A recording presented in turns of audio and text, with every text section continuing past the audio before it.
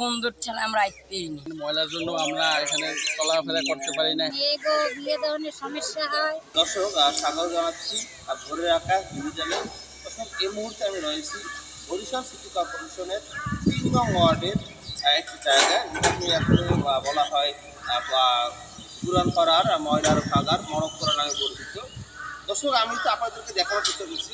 আমার পিছনে যে জায়গাটা দেখতে পাচ্ছেন, এটা আসলে দূর থেকে দেখতে মনে হবে যে এটা আসলে পাহাড়, কিন্তু এটা আসলে পাহাড় না। এখানে দীর্ঘ ২৫ বছর যাবৎ এখানে বরিশাল সিটি কর্পোরেশনের যে বর্জ্য হয়, সেই বর্জ্যগুলো এখানে স্থানের মতো হয়েছে। সেই বর্জ্য আমরা আজকে অতি এলাকায় যারা এই ময়লার ভাগাড়ের আশেপাশে হয়তো বাসা বাড়ি, তাদের সাথে আমার কথা বলেছি। বলে এখানে ভাই, এখানে ময়লার জন্য আমরা এখানে চলাফেরা করতে পারি না। এবারে এখানে যে বন্ধুর জন্য একটা ভালো একটা ফ্যামিলি আইসে যে একটা করবে, সেটাও কোনো নাই। যে জায়গাটার লাগে অনেক সমস্যা হইতে আছে, ঠিক আছে, অনেক সমস্যা।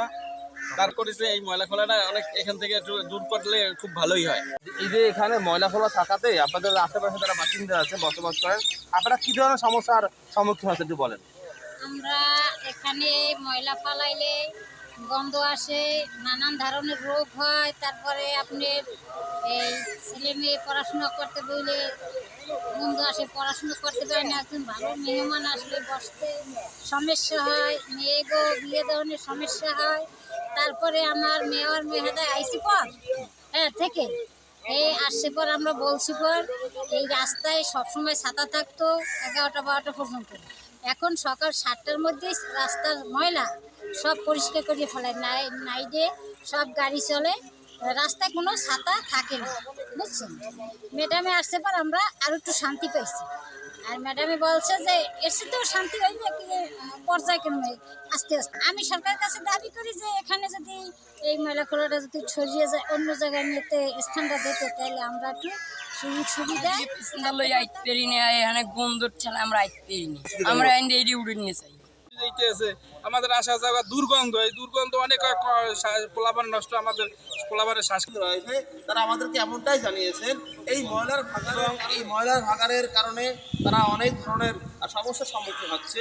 এমনও কি তারা বিভিন্ন ধরনের অনেক জটিল এবং কঠিন তারা রোগে ভুগতেছে। এবং এই ময়লার ভাগাড়ের কারণে অত্র এলাকায় তাদের সামাজিকভাবে তারা অনেক দেহ প্রতিপন্ন, তাদের আত্মীয় স্বজন তারা বেড়াতে আসে না, এবং তাদের মেয়েদের বিবাহ সাথী ছিল, এবং যারা এখানে ছেলেরা আসে তারা বিয়ে সাথে করতে পারে না। তারা যখনই আসে আশেপাশে এই যে দুর্গন্ধ আসে, এই দুর্গন্ধের কারণে তারা বিভিন্ন ধরনের সমস্যার সম্মুখীন হচ্ছে। তারা যারা ভুক্তভোগী রয়েছে তারা আমাদেরকে এমনটাই জানিয়েছেন যে হয়তো সম্ভব যাতে এই ময়লা ভাগাড়টি একটি জনমানব শূন্য স্থানে সরানো হয়, তাহলে তারা অনেক দুঃখ কষ্ট তাদের লাঘব হবে, এবং তারা আবার স্বাভাবিক মানুষের মধ্যে তারা জীবনযাপন করতে পারবে। এমনটাই তারা আমাকে জানিয়েছে। দর্শক আমি আপনাদেরকে আরেকটু জানানোর চেষ্টা করছি যে এই আমাদের বরিশাল সিটি কর্পোরেশনের মাননীয় প্রশাসক মহোদয় যিনি রয়েছেন, উনি কিছুদিন আগে এই ময়লা ভাগাড়টি পরিদর্শন করেছেন। ময়লা ভাগাড়টি পরিদর্শন করার পরে উনি প্রতিশ্রুতি দিয়েছেন ওই যদি সম্ভব এখান থেকে এটি স্থানান্তর করার উদ্যোগ নিয়েছেন। তো দর্শক, ময়লার ভাগাড়ের থেকে আমার কাছে এই ছিল সর্বশেষ।